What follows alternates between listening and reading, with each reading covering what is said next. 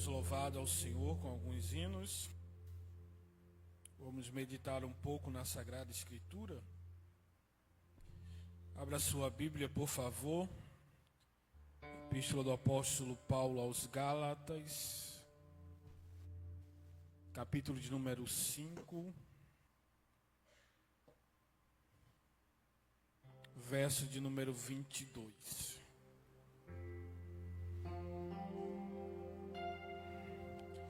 Capítulo 5, versículo de número 22. Nós estamos caminhando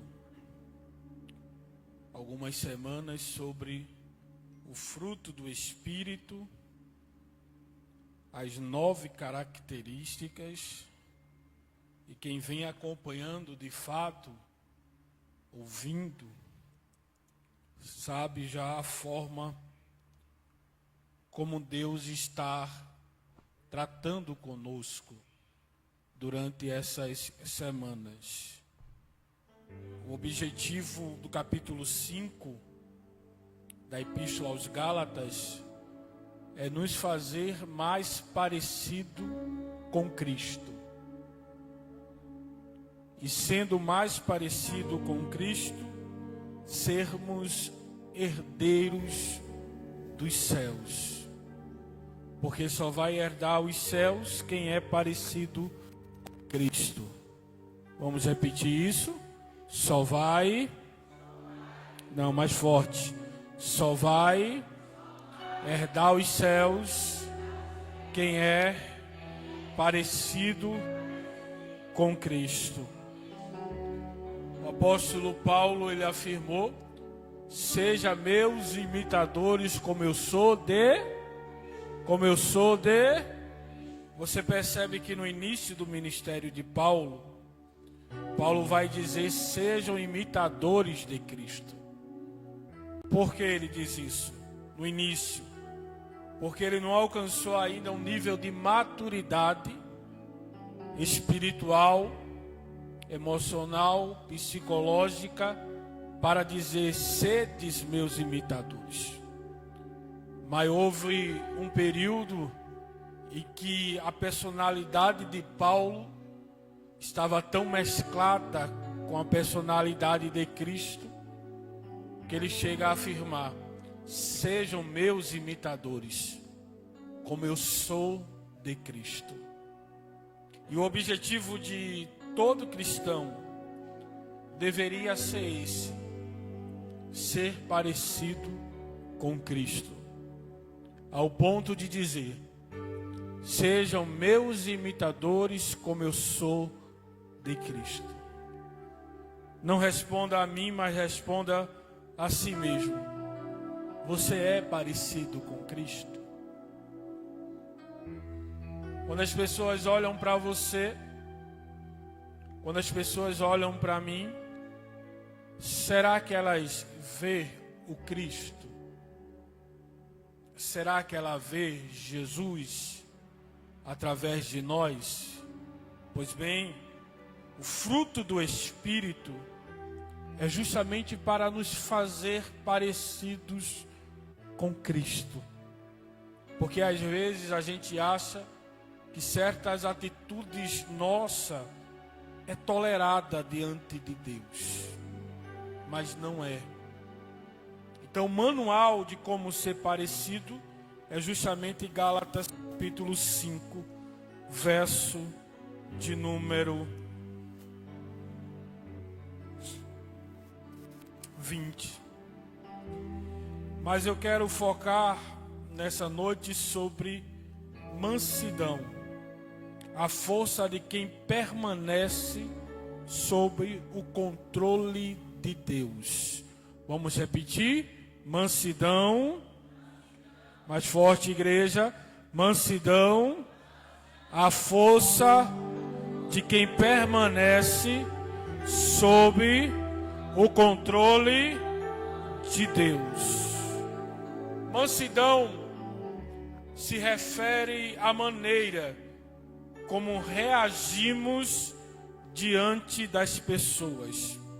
e das circunstâncias. É a força que temos submetida ao controle do Espírito Santo. Deixa eu lhe dizer uma coisa. Quando o Espírito Santo, ele não habita no cristão, essa força que ele tem é descontrolada. Não existe freios. Ele faz com essa força que tem tudo o que ele quer, da maneira como ele quer. Aí você vê frases como: eu sou crente, mas meu braço não é. Eu sou crente, mas eu não sou besta. Você já ouviu frases assim, da boca de crente? Pronto. É um crente que não entendeu que o Espírito Santo de Deus habita nele e governa a sua vida. É uma força que é controlada por Deus. Vamos repetir isso? É uma força que é controlada por Deus. A palavra que o apóstolo Paulo usa aqui, em Gálatas, capítulo de número 5, para mansidão, é prátios no grego, que significa gentileza, brandura, força sob controle, equilíbrio emocional, escute bem, equilíbrio emocional, serenidade, submissão voluntária à vontade de Deus e autocontrole nas relações. Quando nós estudamos sobre personalidade, sobre a psique, a mente, existe um tema que é muito abordado nessa área, que é o controle das emoções. Hoje se usa como inteligência emocional. As emoções, ela é impossível de se controlar. Impossível. Eu tenho como provar isso. Se eu pego você hoje, tiro você daqui do templo, levo para você para um oceano cheio de tubarões, a tua emoção vai mudar por causa do ambiente. Sim ou não? Sim ou não? Até o corpo muda. Por quê? O sangue sai do rosto, é por isso que as pessoas ficam pálidas e vão para as pernas e braços para dar agilidade para a fuga. A pálpebra é aberta para ter uma ampliação de visão. Então há toda uma mudança quando o medo é sentido. Quando o ambiente muda, o corpo muda, as emoções mudam. Então é impossível você controlar as emoções. E o que é o controle que a Bíblia está falando aqui de equilíbrio emocional? É controlar os efeitos dessa emoção. Porque você pode sentir. O que o apóstolo Paulo nos ensinou? Irai-vos, mas não o que, igreja? Pequeis. A ira você pode até sentir. É emoção. Você vai sentir. Mas a questão é consolidar no mundo físico essa ira. É escolha. É escolha. Eu tenho certeza que dentro de casa muitas vezes você já se irou com seu cônjuge, com seus filhos. Não precisa dizer, em nome de Jesus, guarde para você. Mas você já se irou. Você já teve ira. E no momento da ira, você até pensou em fazer algumas coisas. Mas a questão é essa, é controlar os efeitos da emoção. É isso que a Bíblia, ela sempre está nos ensinando. Controlar os efeitos da emoção. Irai-vos, mas não pequei. E para isso, a gente precisa se conhecer. A gente precisa ter um autoconhecimento. Tem pessoas que elas são intolerantes a barulhos. porque na maioria das vezes viver em um lar tão barulhento, tão cheio de conflitos, que não consegue estar em um ambiente cheio de barulho. Então, quando o conflito ele parte para esse nível e você se conhece, o que é que você faz? Você se retira, porque se você permanecer, você sabe que pode reagir de forma negativa. Então é necessário se conhecer. E é necessário também se submeter à vontade de Deus. E essa é uma das questões mais poderosas, porque quando a gente olha para o termo grego prautes, ele era usado, escute isso, ele era usado para descrever um cavalo extremamente forte que havia sido treinado e domesticado. Todas as vezes que se usava esse termo no mundo animal, estava se referindo a um cavalo que tinha muita força, mas que foi domesticado. O animal continuava tendo a força, sim ou não? Sim ou não? Sim, mas a força do animal estava sobre o controle do cavaleiro. Mesmo assim, é a vida cristã. Quem aqui já ouviu falar que lá no mundo, quando era do mundo, era perigoso, era bravo, era cangaceiro, vivia de briga em briga, aí se converte, aí nem parece mais aquela pessoa. Você já viu um testemunho assim? São pessoas que foram domadas pela presença do Espírito Santo da sua vida. Foram pessoas que tiveram Deus como seu dominador. Ele entregou a sua força ao controle do Deus Todo-Poderoso. Ele entendeu que quem controla a sua vida é Deus. Que quem dá limites na sua vida é Deus.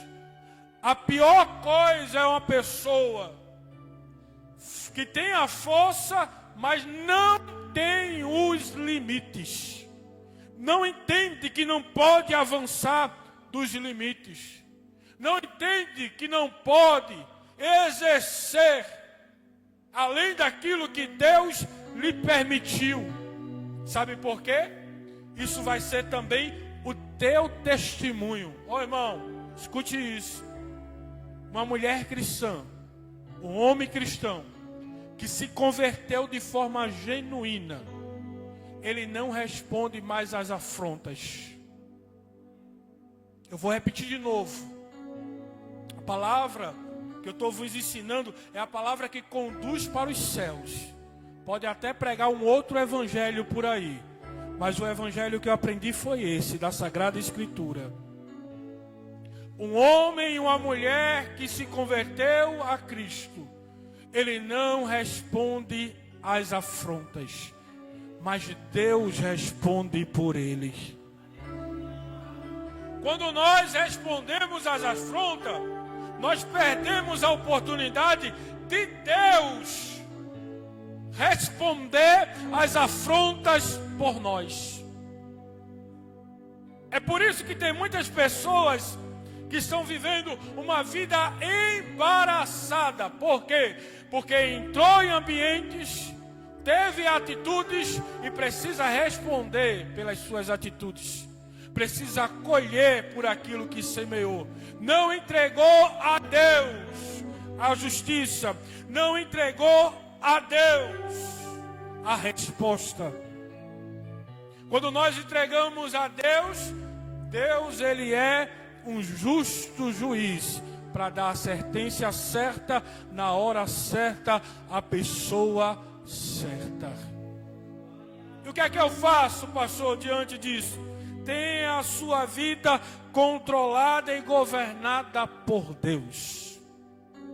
Nós precisamos seguir o exemplo e o modelo perfeito de mansidão. Abra sua Bíblia Evangelho segundo escreveu Mateus, capítulo 11,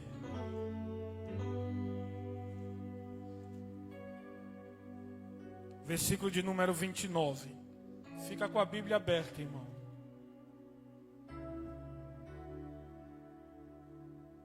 Capítulo 11, versículo 29.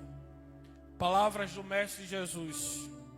Jesus diz assim: aprendei de mim, porque sou e humilde e encontrareis para a vossa alma. Poucas declarações revelam tão claramente o caráter de Cristo como essa aqui. Curiosamente, Jesus não pede aos discípulos para aprender dele o poder de executar milagres. Jesus não pede para que os discípulos aprendam dele o poder de expulsar demônios. Não. Jesus não pede para que os discípulos aprendam dele o poder de se comunicar. Jesus pede para que os discípulos aprendam dele, porque ele é manso e humilde e existe um resultado para isso. Existe um resultado para essa sentença. Qual é o resultado, pastor? E encontrarás descanso para a vossa alma. Deixa eu lhe dizer uma coisa, olhe para cá. A maioria dos problemas que a gente tem hoje foi a gente que procurou. A maioria dos problemas que a gente encontra, presbítero Marcelo, na caminhada, a gente poderia ter evitado ele como? Abrindo de mão, deixando que Deus desse a sentença. Irmão, tem gente que se mete em problema que nem é seu. Você já parou para prestar atenção nisso? Eu tinha uma vizinha em outra cidade que eu morava, que a briga era 3 casas depois dela. E ela estava lá, no meio da casa, no meio da briga. E quando acontecia 3 casas antes, quem estava lá? Ela. Na rua de trás, por incrível que pareça, quem estava lá? Ela. Tem gente que é assim, que tem fome de discussão, tem fome de briga. Meu Deus do céu. Aqui, graças a Deus, não tem não. Mas eu dirigi uma igreja que em todos os departamentos, quem era que estava arrumando briga, era uma irmã, às vezes, que não tinha nada a ver com o departamento. Um dia ela estava arrumando briga com as crianças. Eu disse: tu tem filha, criatura? Ela disse: eu não, pastor. E para que tu está se metendo nas coisas da criança, pelo amor de Deus? Por quê? Tem gente que fica acumulando problema, aí não encontra descanso para a alma. Não encontra descanso para a alma. Irmão, entenda, escute bem, entenda qual é a sua luta. Vamos repetir isso? Eu preciso saber qual é a minha luta. E não se gaste pela luta dos outros. Não entre em lutas que não é sua. Não entre em lutas que Deus não te colocou. Veio agora na mente um texto. Não estava aqui no esboço. Abra a sua Bíblia. Lucas capítulo número 13.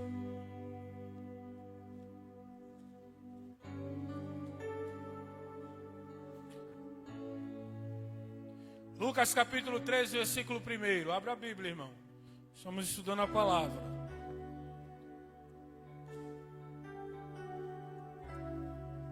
Nós precisamos saber que tipo de luta nós estamos lutando. Paulo vai dizer que a nossa luta não é contra a carne, nem sangue. Ou seja, não é contra as pessoas. Nossa batalha não é física, não é contra carne nem sangue. Nossa batalha é espiritual.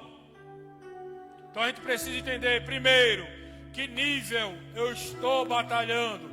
É no nível espiritual, ferramentas espirituais. Se meu campo de batalha é espiritual, eu preciso de ferramentas espirituais. Tem muita gente que está degladiando com o seu filho e achando que a batalha é contra o filho. Quando na verdade, às vezes, o filho está influenciado pelas ações do inimigo. Aí, ao invés de se munir essa pessoa com ferramentas espirituais, ouvindo a palavra, vindo para o culto da palavra, orando, jejuando, essa pessoa está dentro de casa discutindo com o filho. Sabe o que vai acontecer? Vai perder a batalha o teu filho e vai perder a batalha você também. Porque ao invés de você entender o nível da batalha, que é espiritual, e se fortificar espiritualmente, o inimigo está se apropriando de alguém para te enfraquecer espiritualmente. E você fraco espiritualmente, você não consegue vencer batalhas espirituais. Você não consegue vencer. Agora, quando você está munido de oração, da palavra, o inimigo pode até vir no momento de fraqueza física sua. Porque não pense que o inimigo se apresentou a Jesus quando ele estava em Caná da Galileia, nas bodas, no casamento. Não. O corpo de Jesus estava fragilizado. Ele estava em um jejum. O corpo estava fragilizado. Foi o momento em que o inimigo atacou, mas o espírito estava forte. E quem vence as batalhas espirituais são ferramentas espirituais. Ele pode até te pegar na doença, mas se teu espírito está forte, ele não vai permanecer de pé diante de você, porque Deus vai te dar ferramentas espirituais. Mas entenda qual é a sua batalha. Lucas capítulo 13. Quem está com a Bíblia aberta? O texto sagrado diz assim: e naquele mesmo tempo estavam presentes ali alguns que falavam dos galileus, cujo sangue Pilatos misturara com os seus sacrifícios. E respondendo Jesus disse: cuidai-vos, que esses galileus foram mais pecadores do que todos os galileus por terem padecido tais coisas? Não vos digo, antes, se vocês não se arrependerdes, todos de igual modo perecereis. Olha a cena. Jesus está ministrando sobre o reino. Chega um grupo falando sobre os galileus que Pilatos tinha matado na hora do sacrifício. Eles estavam sacrificando a Deus. Pilatos chega, mata e mistura o sangue dos galileus com o sangue dos sacrifícios. Se fosse nos dias atuais, é como se eu estivesse aqui celebrando a Santa Ceia e o sangue, o meu sangue, fosse misturado com o do vinho. A cena é essa: um governador chegando e misturando o sangue de crentes com o do vinho.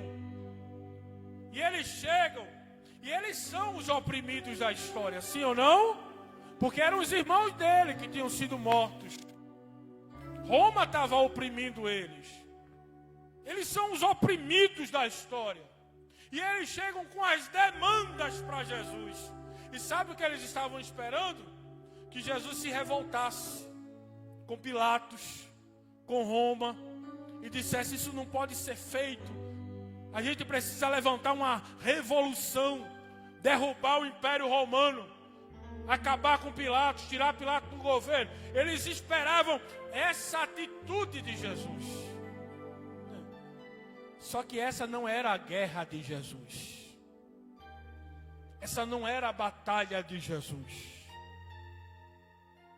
Tem uma visão hoje que a igreja, ela precisa se posicionar contra os oprimidos.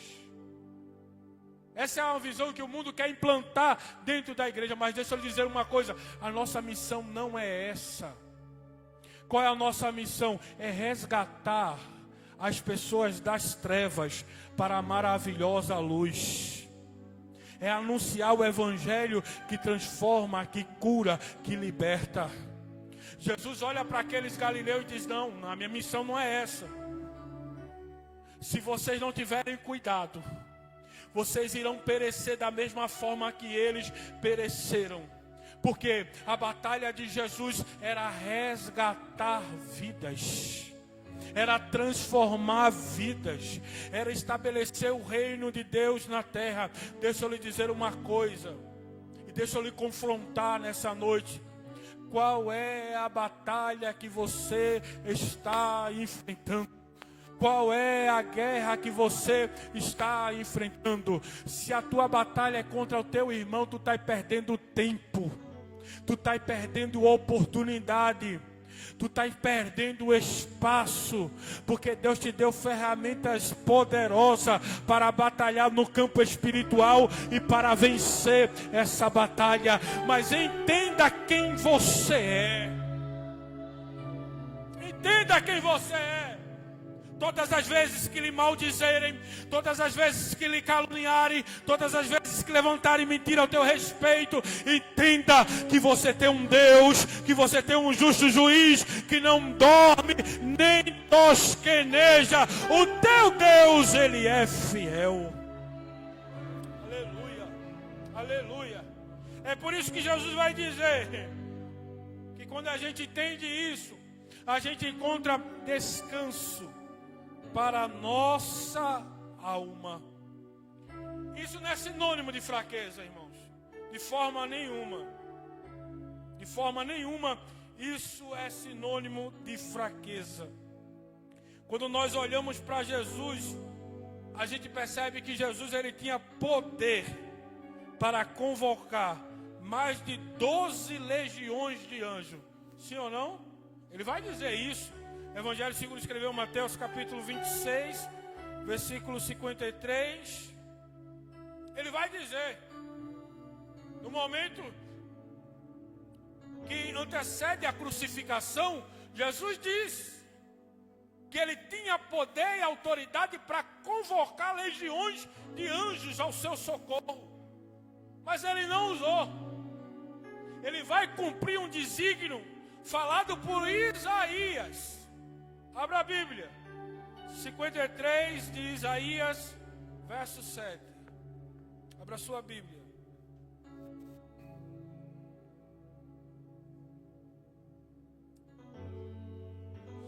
Olha o que é ter as emoções dominadas pelo Pai, dominada pelo Espírito Santo. Jesus está no momento mais crítico da sua vida, sim ou não? A crucificação foi um dos momentos mais críticos da vida de Jesus. O corpo de Jesus está desfigurado pela pisa que ele levou. E o instrumento de tortura que Roma usava, na ponta tinha chumbo, osso e garras. O osso para dar peso, a garra para entrar no corpo e arrancar. Jesus estava deslacerado no caminho da crucificação. Só que Isaías vai dizer dele, 53 e 7. Eu falo, vocês repetem. Como o cordeiro foi levado ao matadouro, e como a ovelha muda perante os seus tosquinadores, ele não abriu a sua boca. Já imaginou isso? Ele está sendo levado. E ele tinha todos os motivos para reclamar. Ele tinha todos os motivos para abrir a sua boca. Mas como uma ovelha muda perante os seus tosquiadores, ele não abriu a sua boca. É o pior momento do mestre. É o momento mais doloroso para o mestre. E ele não está reclamando. Irmão, me tolere nessa noite. Mas a gente vive diante de uma geração de tanta murmuração, que esquecemos de sermos gratos por aquilo que Deus já fez na nossa vida. Você é grato pela roupa que você está vestindo nessa noite? Você é grato pela refeição que você teve durante esse dia? Você é grato pelo fôlego de vida que Deus te deu? Você é grato porque você não está em uma cama de UTI nessa noite, sendo acompanhado por médicos, e só quem já esteve lá sabe disso que eu estou falando. Você é grato pela saúde que você tem. Você é grato. A gente costuma apenas afocar, companheiros, olhe para cá, escute essa palavra. A gente precisa apenas afocar naquilo que não temos, mas aquilo que Deus já nos entregou, nós somos gratos. Nós somos gratos. Você é grato pela casa que você tem. Nós precisamos ser mais gratos, e diante das críticas, diante das lutas, diante das perseguições, a gente precisa fechar a voz da murmuração e agradecer mais a Deus. Diga para alguém que está do seu lado: está na hora, mais forte, está na hora de silenciar as murmurações e agradecer pelos presentes e dádivas que o Pai te entregou, porque tem coisa nas nossas vidas que só pode ter sido Deus, irmãos. A gente tinha tudo para dar errado, mas Deus chegou, fez o milagre, operou, nos deu escape, e aqui estamos para a honra e a glória do nome dEle. Glória a Deus. Diga para alguém: seja grato. Diga mais forte: seja grato. Tem gente que carrega, irmão, eu preciso falar, tem gente que carrega energia negativa nele, né? Meu Deus. Você vem com 5 soluções, ele vem com 5 problemas. E arruma mais um para você. Tem gente que parece que carrega essa carga negativa. Tem gente que faz competição de doença. Ô irmão, eu já vi 2 irmãos conversando, competindo para ver quem era mais doente do que o outro. Aí teve uma hora que um disse assim: eu tenho um tumor. Aí o outro olhou e disse: mas o teu sangra? O meu sangra. Misericórdia, irmão. Competindo para ver quem é pior do que o outro. Seja grato a Deus. Deus te deu tantas dádivas. Deus te deu tantas coisas. Sejamos gratos a Ele. Grato. Jesus está na crucificação. Silêncio não é sinal de fraqueza, entenda isso. Era domínio absoluto sobre suas emoções na cruz. E é interessante, Jesus está na cruz, está sendo crucificado, e ele poderia pedir vingança, sim ou não? Sim ou não? E ele tinha autoridade para isso ou não? Se ele quisesse, os anjos iam ali e matavam aqueles soldados. Só que olha o que Jesus vai dizer. Lucas capítulo 23, verso 34. Abra a sua Bíblia.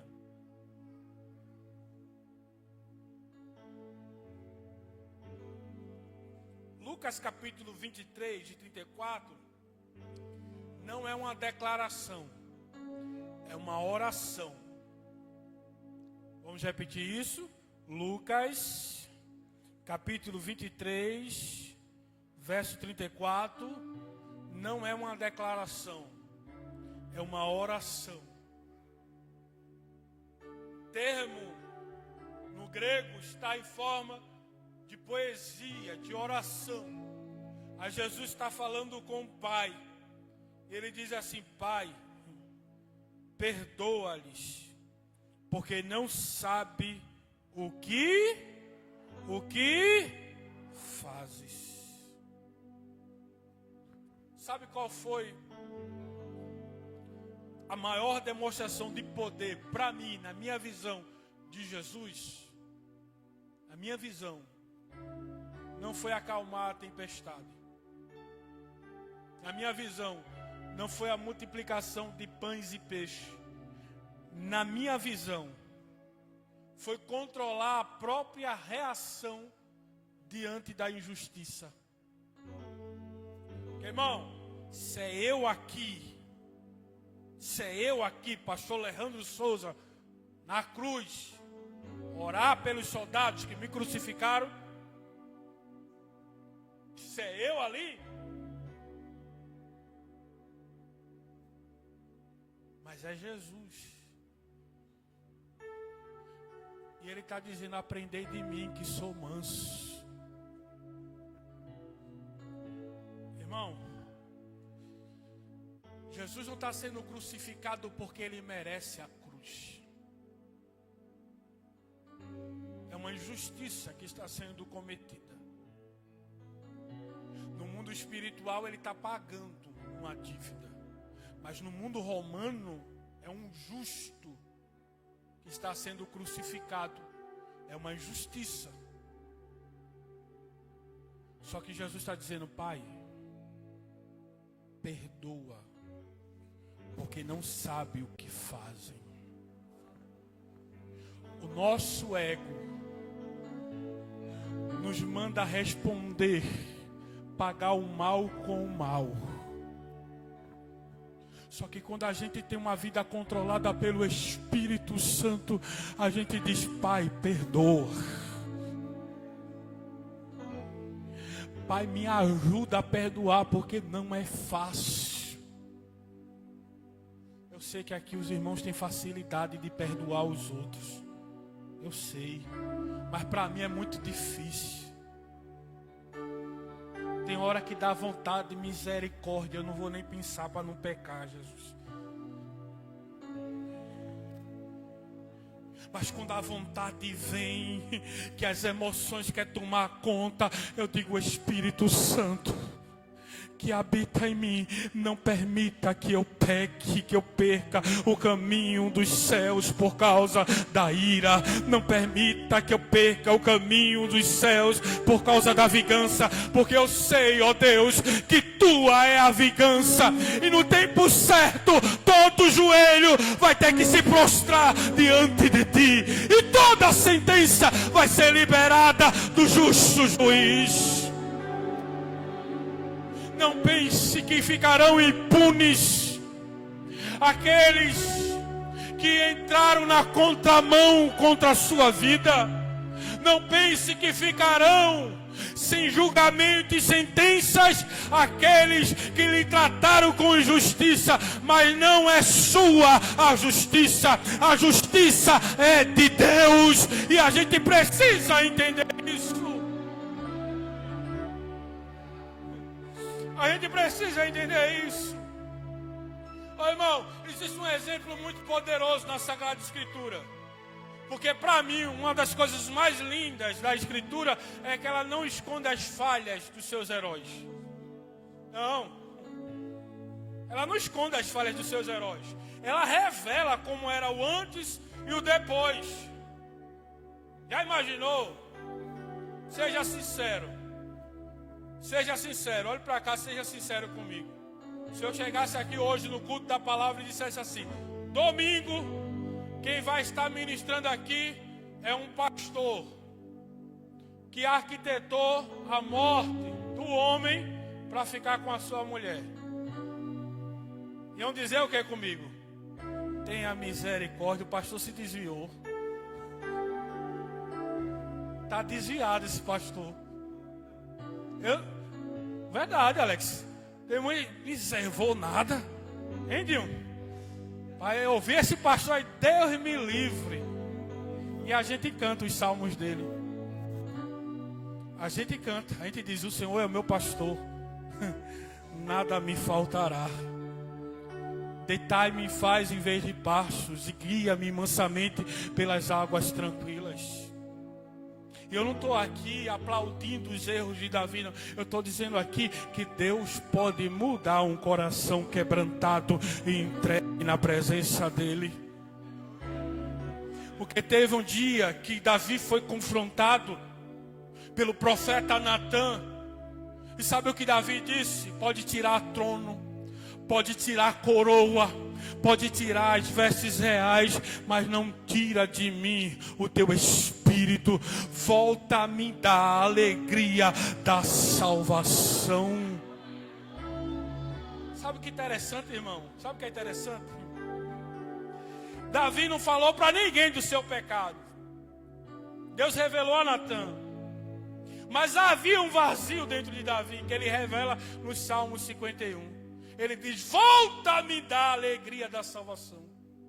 Porque enquanto ele estava ocultando o pecado, a alegria da salvação não existia dentro dele.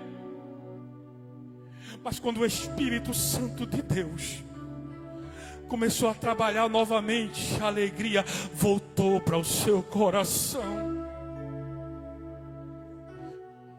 E Deus vai testemunhar também os feitos, não só os erros de Davi. Sabe o que é interessante? Que depois que Davi é confrontado, há uma mudança no caráter de Davi. Há uma mudança na vida de Davi. Abra sua Bíblia. Primeiro livro de Samuel, capítulo 24. Verso 4 ao 7.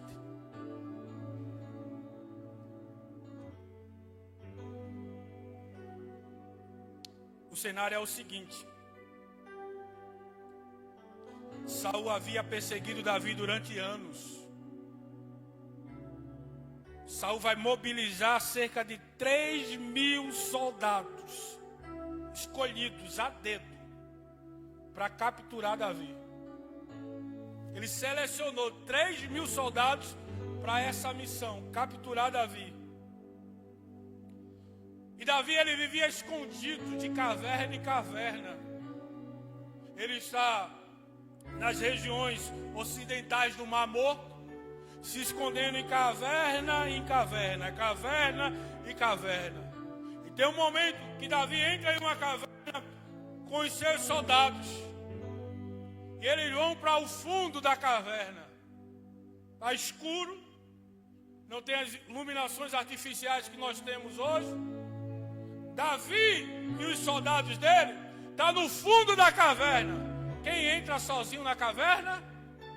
Saul. Davi está com o exército. Saul entra sozinho dentro da caverna. Meus irmãos, quando os soldados de Davi viram, o verso 4 diz assim: então disseram os homens de Davi: eis aqui o dia do qual o Senhor te disse. É como se ele dissesse assim: é Deus que está te entregando Saul, Davi. A oportunidade é essa. Ele está sem nenhum soldado. É nós e ele. Está feito, Davi. Foi Deus que te entregou. Cuidado, irmão, cuidado. Cuidado quando a vingança parece que é Deus que está fazendo. Cuidado quando o ego fala que é Deus que está fazendo. Cuidado quando os nossos desejos humanos e vontades declaram que é Deus que está fazendo, quando na verdade não é. Vai ter muitas vozes que nós iremos ouvir nessa caminhada dizendo: é Deus que está fazendo na tua vida, foi Deus que te deu, quando na verdade é apenas os nossos desejos corrompidos pelo pecado.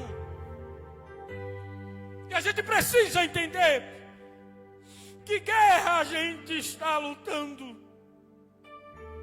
O texto sagrado diz que diante dessa situação, capítulo 24, verso 12, olha o que Davi diz: Ele corta parte do manto de Saul para mostrar a Saul que tinha a oportunidade de matá-lo. Só que olha a declaração de Davi no verso 12: o Senhor julgue entre mim e porém a minha mão não será contra ti. Davi está dizendo que não haverá justiça, irmão? É isso que Davi está dizendo? Não. Davi está dizendo: a minha mão não vai ser contra ti, mas que a balança do Senhor julgue entre mim e ti. Você entende isso? Você entende isso? Não é vingança, é uma das leis mais poderosas do reino. Aquilo que o homem planta, ele colhe. Eu já vi homens de Deus ser perseguidos. Um dia eu estava no gabinete do pastor Jonatas. A gente estava articulando alguma coisa da semana e entrou um obreiro que era da Rede Esperança. E ele falou coisas pesadas para o pastor. Meu pastor ficou calado. Quando ele saiu, o pastor dobrou os joelhos, pediu para que eu me retirasse do gabinete, e ele passou lá algumas horas orando. Ele levantou e eu: pastor, o senhor está bem? Estou bem, filho. Mas a mão de Deus veio sobre essa pessoa. Porque a justiça de Deus não falha. E pesou muito a mão de Deus sobre essa pessoa. Sabe por quê? Não sou eu, é a Bíblia que declara: ai daquele que toca na menina dos meus olhos. Deixa se levantar contra você, quem vai derrubar é Deus. Deixa inventarem mentira ao teu respeito, quem vai te justificar é Deus. Tu crê nisso? Levante a mão para os céus em nome de Jesus. Tinha ferramenta preparada contra tua vida, mas Deus te trouxe aqui para lhe dizer: o mal que prepararam contra você, eu vou tornar em bênção. E quem se pôs de pé, minha é a vingança, minha é a justiça, assim diz o Senhor. Descansa o teu coração, porque eu irei adiante de ti, eu endireitarei os caminhos tortuosos. O Deus justo juiz, que não perde sentença, é que vai te justificar.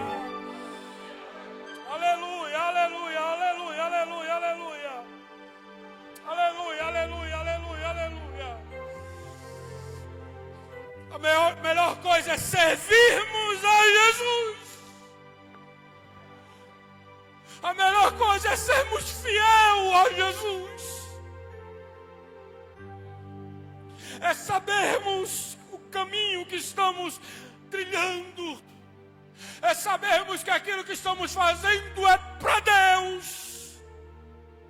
Pode te apontar na tua caminhada, mas se tu está fazendo para Deus, quem quer atrapalhar, Deus vai parar, irmãos. Deus vai tirar da tua frente. Deus vai soprar o vento. Assim diz o Senhor nessa noite. Tinha gente querendo te atrapalhar, mas eu vou tirar da tua frente. Porque ninguém que é usado e está na minha presença é atrapalhado pelos instrumentos do inimigo.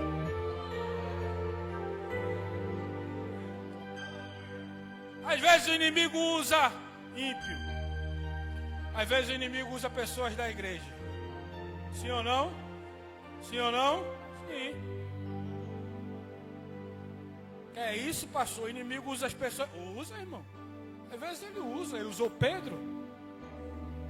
Pedro, uma hora, estava dizendo para Jesus: tu és o Filho do Deus vivo. E Jesus olhou para ele e disse: não foi nem carne nem sangue, foi o Pai. E sabe o que é interessante? É no mesmo diálogo. Se você ler, é no mesmo diálogo. É só tempos depois. O Pai usa Pedro. Daqui a pouco Jesus está falando da crucificação. Pedro disse: não, o senhor não vai. Aí Jesus olha para Pedro e diz: para trás de mim, Satanás. No mesmo diálogo. Pedro dá espaço para que o inimigo trabalhe na sua vida. Abra sua Bíblia, Números, capítulo de número 12, verso 3.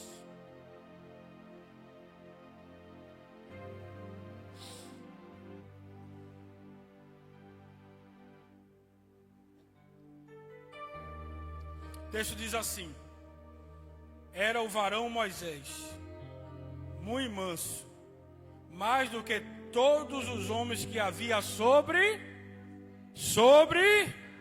a terra. Toda a vida de Moisés, quando a gente analisa, ele enfrentou Faraó, conduziu aproximadamente 2 milhões de pessoas pelo deserto, suportou reclamações, liderou durante 40 anos essas pessoas. Tem gente que diz assim: Moisés era manso, mas quebrou as tábuas da lei. Irmão, pelo amor de Deus. Era 2 milhões de pessoas no deserto. Imagine a reclamação. Criança chorando de um lado, mãe com fome do outro, pai reclamando de um lado. 2 milhões de pessoas. E ele só quebrou as tábuas. Eu não sei como ele não quebrou o cajado na cabeça de muita gente ali. É 2 milhões, irmão. Às vezes a gente dá um departamento ao líder com 6 pessoas. 20 dias depois está o líder: eu não aguento mais. 6 pessoas. Porque não é fácil lidar com o ser humano. Não é fácil. Hoje está com você, vou carregar a cruz, estou contigo, vamos carregar a cadeira, vamos lavar. No outro dia, vou fazer parte dessa igreja mais não. Daqui a pouco está de volta, vamos carregar a cadeira, vamos sei lá o quê. Não suporta esse pastor, era melhor o outro. Te amo, pastor, você é um pastor ousado, com autoridade. Outro dia, misericórdia, esse pastor é muito grosso. Esse pastor, irmão, ser humano é difícil. E Moisés conduziu 40 anos o povo. 40 anos o povo. Mas teve um dia que quem é que chega? Miriam e Arão. Irmão. Questionando a autoridade de Moisés. Questionando porque Deus só falava com Moisés. E dentro da Sagrada Escritura, Moisés, ele não era um pastor, ele era o profeta, o estadista. Só teve um no nível de Moisés, que foi superior a ele. Mas no nível de revelação dele, só Jesus. E ele mesmo vai dizer: olha, depois de mim, vai se levantar um maior que eu. Ele está falando de Jesus. Aí quem vai questionar? Miriam e Arão. Fala um moitinho e diz: esse negócio de Deus só falar com Moisés não existe. E tem crente que é assim, né? Quer ver os crentes mais complicados que tem na igreja? Tem um texto que diz que houve facções dentro da igreja uma vez. Aí um começou a dizer: eu sou de Paulo, eu sou de Pedro. E teve outros que disseram assim: eu sou de Cristo. Sabe qual era o mais complicado ali, daqueles 3 grupos? O que era de Cristo. Os de Cristo eram os mais complicados, porque não obedecia a ninguém. Fazia o que dava na mente. Esse povo que diz que só obedece a Cristo, só obedece a Deus. Escute isso, viu? É o povo mais complicado que tem. Esses dias a gente estava fazendo umas compras. Aí uma missionária de outro ministério chegou para mim e disse: olha, pastor, eu queria muito fazer parte da Rede Esperança. Eu disse: por que não vai, minha irmã? É uma bênção lá. Não, é porque eu sou assim. Eu escuto a voz de Deus e obedeço só a Ele. Eu digo: então não vai não, irmã. Fique lá onde a senhora está, em nome de Jesus. Ela: por quê, pastor? Não, não, nada não. Fique lá, em nome de Jesus. Já tem um problema demais na minha vida. Porque, irmão, se a gente não obedece os homens que vê, está escrito ou não, companheiros?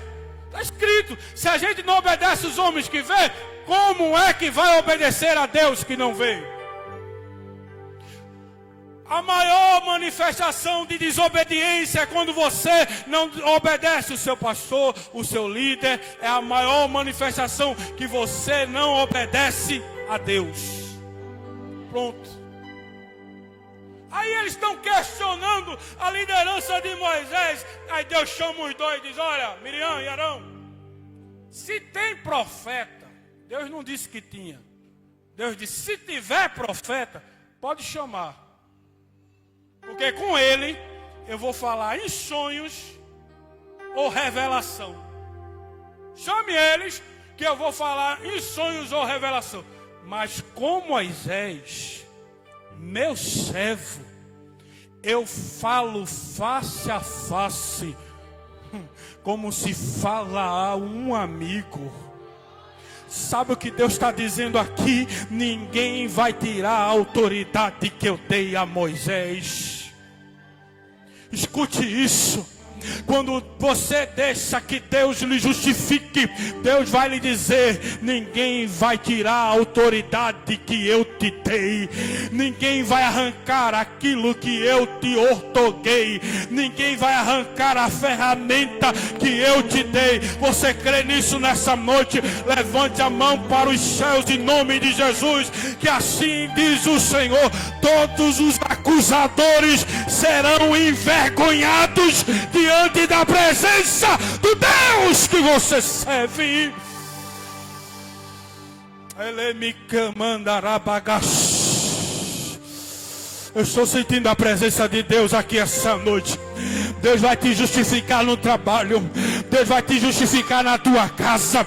Deus vai te justificar nessa cidade. Descansa do teu justo juiz, que Ele é poderoso para fazer mais do que pensamos ou pedimos. Aleluia, aleluia, aleluia, aleluia.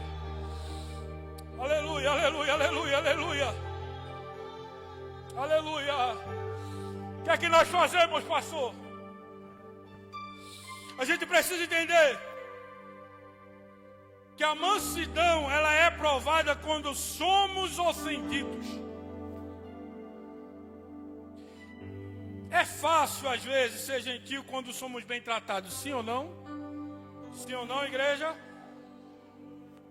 Quando a gente é tratado bem, a pão de ló, como dizem os antigos, a gente é até mais manso com as pessoas que nos traem bem. Mas o verdadeiro teste da mansidão é quando a gente é injustiçado, irmão.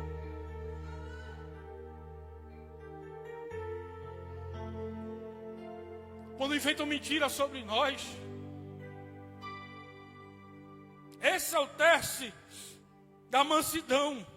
É aí que o fruto do Espírito se manifesta. A carne quer responder de imediato, sim ou não? Sim ou não, igreja? Mas o Espírito nos dá o equilíbrio que a gente precisa.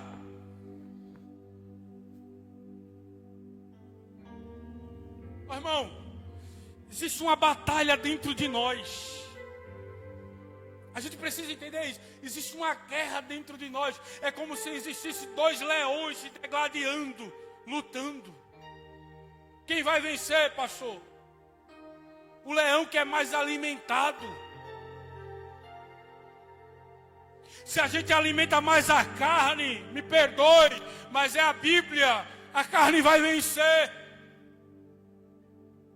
Se a gente alimenta mais o Espírito está forte e preparado. Porque a carne é fraca, mas o espírito, ele é forte, mas ele precisa ser alimentado.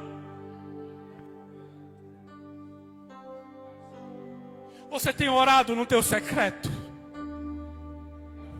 Você tem cantado na sua casa? Você lê a palavra só quando vem para o culto ou quando está em casa também? Deus quer fortificar o teu espírito, porque o dia mau ele vai vir, mas em nome de Jesus, em nome de Jesus, você não irá se render no dia mau. Você não irá cair no dia mau. Deus vai te dar graça para suportar o processo. Deus vai te dar graça para suportar as tentações, a prova.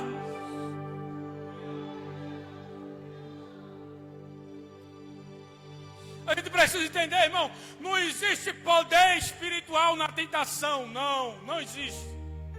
Não existe. Tire isso da sua mente hoje. Pastor, eu caí porque o negócio foi muito forte, pastor. O diabo estava com raiva. Tem gente que é assim, né? O diabo estava furioso, pastor. Me deu uma rasteira. Eu tive força não, caí. A Bíblia diz: não vem sobre vós tentação, senão humana. Sabe quem é o nosso pior inimigo? A nossa carne, os nossos desejos, as nossas concupiscências. Mas o texto sagrado também diz: mas fiel é Deus. Fiel é Deus, que no dia da tentação te dá também um escape. A tentação é humana, mas o escape é espiritual.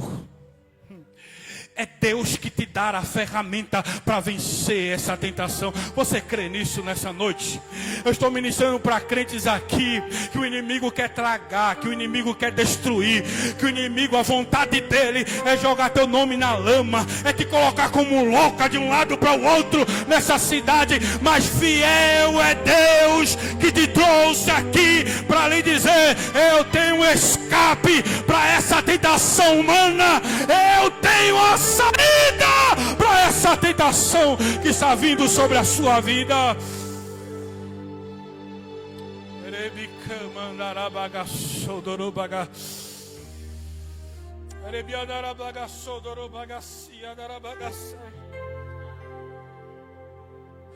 Provérbios capítulo 15, versículo 1. Estou caminhando para o final. Provérbios capítulo 15, versículo 1. O livro de Provérbios é um manual de como viver, de como o justo vive. Provérbios 15, 1 diz assim: a resposta branda desvia o furor, mas a palavra dura suscita a ira. Deixa eu lhe dizer uma coisa. Palavra dura aqui não é a palavra errada não, viu? É a palavra certa, só que dita de forma errada. É diferente. E tem gente que está falando o certo, mas está falando de forma errada. Imaginou se eu chegasse padinho aqui agora e dissesse: olha, sai desse teclado aí, pelo amor de Deus. Eu podia estar certo do jeito que eu fosse, irmão. Mas a palavra dura nele iria suscitar o que nele? A ira. Sim ou não, igreja? Sim ou não? Tem 1001 formas de eu pedir para alguém trazer uma cadeira aqui. Mas se eu chegar aqui e dizer: ó, pega essa cadeira aí que eu estou mandando. A palavra dura suscita a ira. Entenda isso. Você pode estar com a razão, mas se a tua palavra é dura, vai suscitar no outro a ira. Mas se eu chego para alguém aqui, veja a resposta branda: por gentileza, por favor, você pode trazer essa cadeira para cá? Mas pastor, eu não cresci assim. Pois bem, você não é Gabriela para dizer: eu nasci assim, eu cresci assim, eu morri assim. Você não é Gabriela. Jesus entrou nas nossas vidas para transformar, irmãos. Diga para alguém que está ao seu lado: Jesus entrou na sua vida para transformar. Agora dá espaço, crente. Dá espaço. Dá espaço. Uma vez eu estava num debate, me chamaram para um podcast. Eu não gosto de participar de debate, mas nesse dia criaram uma armadilha para mim, me levaram e botaram algumas pessoas que eram contra o evangelho, ativista de LGBTQIA+, e por aí vai, essas letras. E eu não gosto de participar, só que como fizeram uma armadilha para mim, me levaram. Aí disseram assim: não, mas Deus me aceita do jeito que eu sou. Eu digo: olha, se Deus aceitasse você, eu, do jeito que nós somos, não era necessário um novo nascimento. Deus não me aceita do jeito que eu sou, irmãos. Porque o Leandro, ele é ruim. O Leandro, ele é pecador. O Leandro é maldito. Só que quando o evangelho chegou dentro de mim, ele fez uma nova pessoa. Ele transformou o Leandro em uma nova criatura. Deus me deu acesso para ser filho dele. Ele não aceita nós do jeito que somos. O evangelho transforma. O evangelho muda. Quem éramos antigamente não somos mais. Se bebíamos, vivíamos no alcoolismo, não estamos mais. Se mentíamos, roubávamos, não fazemos mais. Porque o evangelho transforma.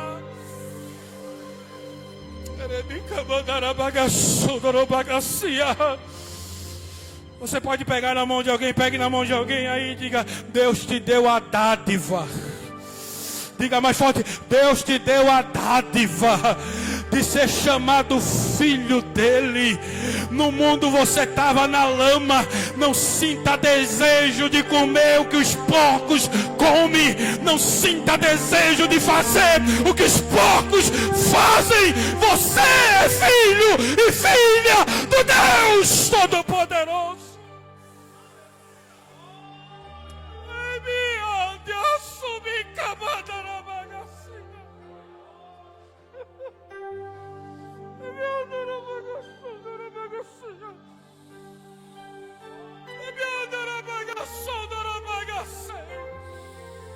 Só sente desejo de comer as comidas dos porcos quem não entende que na casa do Pai tem banquete para ele. Tem alimento para ele. A presença do Pai é melhor do que o mundo. A presença do Pai é melhor do que o pecado. A presença do Pai é melhor do que as mentiras.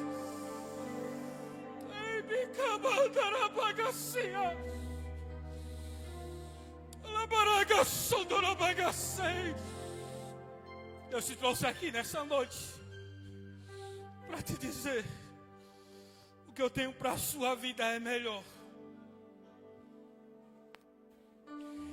O que eu tenho para a sua vida é melhor. Deixa eu controlar a sua vida.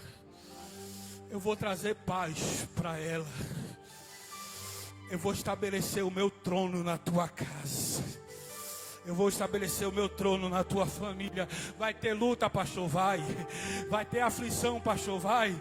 Vai ter hora que a gente vai andar pelo vale da sombra da morte, pastor, vai. Mas a presença vai estar conosco. A presença vai estar conosco. Está sentindo ela aqui essa noite? Está sentindo ela aqui essa noite? Está sentindo ela aqui essa noite? Ele não te deixa. Se passares pelo fogo, ele não está longe. Ele entra no fogo contigo. Se entrares na cova, ele vai estar lá na cova contigo. Ele não te deixa.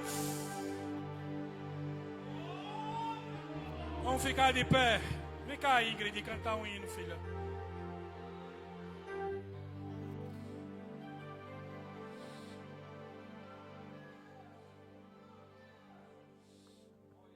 Deixa eu lhe dizer uma coisa e a gente encerra agora. Mansidão não é perder a força. É entregar toda a sua força ao controle de Deus. A honra e a glória do nome dEle.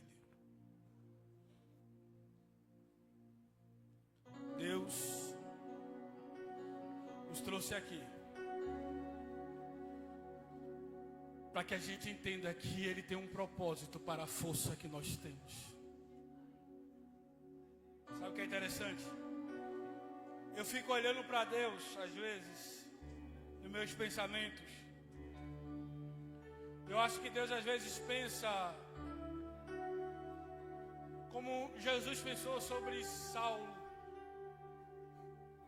quando ele estava a caminho de Damasco com cartas para prender os cristãos. Jesus disse para Ananias: vai, porque esse é para mim um vaso escolhido. E eu vou mostrar a ele o quanto ele vai padecer pelo meu evangelho.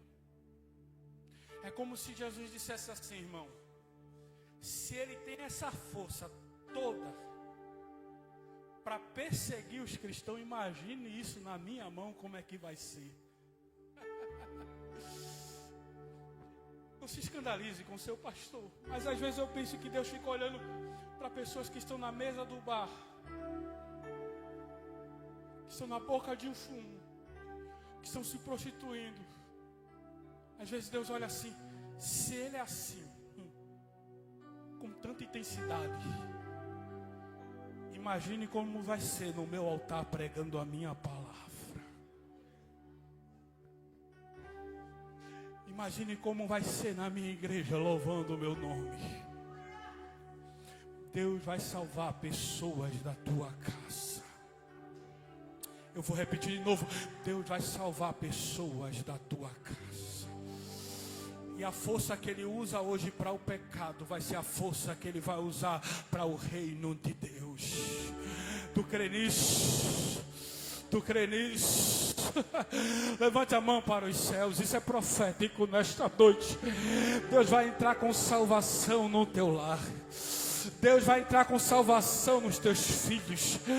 Deus vai salvar o teu marido. Deus vai salvar a tua esposa. Você que está em casa, Deus vai salvar a tua vida. E você vai ver que a força que você tem hoje para estar na mesa de um bar, para estar no prostíbulo, para estar na boca de um fumo, Deus vai usar para pregar o evangelho. Deus vai usar para adorar o nome dele. Ô igreja, abre a boca para adorar a ele. Deus é Deus de salvação. Agora senta pra ver batalhas e dificuldades bem maiores você já venceu. Foram provas tão difíceis que hoje chego até dizer: meu Deus, não entendo como foi que eu venci. canta a igreja. A verdade é que existe um mistério aí dentro, uma força que excede entendimento, a razão para ter chegado até aqui. Tem alguém que esteve do seu lado em toda a trajetória, alguém que conhece até Tu és Deus de milagre, ó Pai. E me trouxe até aqui. Tu és Deus de salvação, ó Pai. Declara a igreja. Lembra quando estava por um fio pra desistir, e quando faltou isso aqui pra você cair, e mesmo assim você tentou mais uma vez.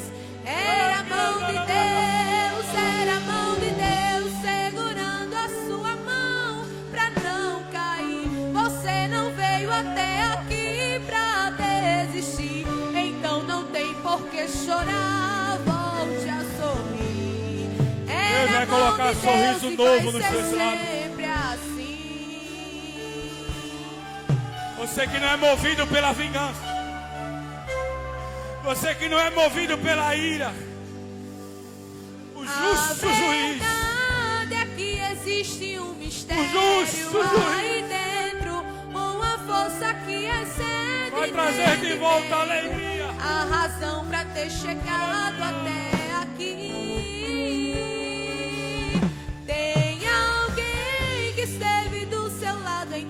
toda a trajetória, alguém que conhece até o fim da história e me trouxe até aqui pra te dizer. Lembra quando estava por um fio pra desistir e quando faltou isso aqui pra você cair e mesmo assim você tentou mais uma vez. Era a mão de Deus segurando a sua mão pra não cair. Você não veio até aqui pra desistir, então não tem por que chorar, volte a sorrir. Era a mão de Deus e vai ser sempre assim. Querido Deus, Pai de bondade e misericórdia, meu muito obrigado por essa noite, ó Deus. A tua presença nessa casa de adoração e alinhamento.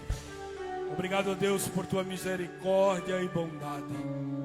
Deus, visita nessa noite nossos irmãos que queriam estar aqui, mas não podem. Manicinha, ó Deus, que veio do médico, visita ela nessa noite debaixo da tua graça. Ajude o pastor Cláudio, ó Pai. Ajude o presbítero Aloysio, a esposa do nosso irmão Dinho. Pai bendito, presbítero Aldemir, que estará aqui essa noite. Mas o Senhor conhece todo o processo que o teu filho tem passado. Pai bendito, ser conosco. Nessa noite nos dá uma noite alegre e reparadora. O nosso sono, ó Deus, seja reparador. Leva-nos em paz para os nossos lares. Que essa semana seja uma semana de muita bênção, debaixo do nome de Jesus. Nós oramos e agradecemos. Todos dizem: nós teremos batismo em águas, irmão. Quem ainda não deu a sua profissão de fé, procure o nosso irmão Claudemir, porque dia 16 de agosto, às 13 horas, teremos o nosso batismo em águas. Amém, queridos? Amém, queridos? Deixa eu dar um aviso, e eu já dou a bênção. A nossa ceia, que seria terça-feira, agora, eu irei adiar para outra terça-feira. Amém? Será na segunda terça-feira, tá certo, igreja? Amém, meus irmãos? Que a graça do nosso Senhor Jesus Cristo, o grande amor de Deus, Pai, e as divinas consolações do Santo Espírito, seja com todos, desde agora, para todos sempre. Todos dizem, fale com o seu irmão, diga: foi bom cultuar com você nessa noite. Gratidão, Unifé, ao GE, ao MIB, aos varões, ao eletrônico, que Deus continue abençoando, aos obreiros, que Deus continue abençoando, em nome de Jesus.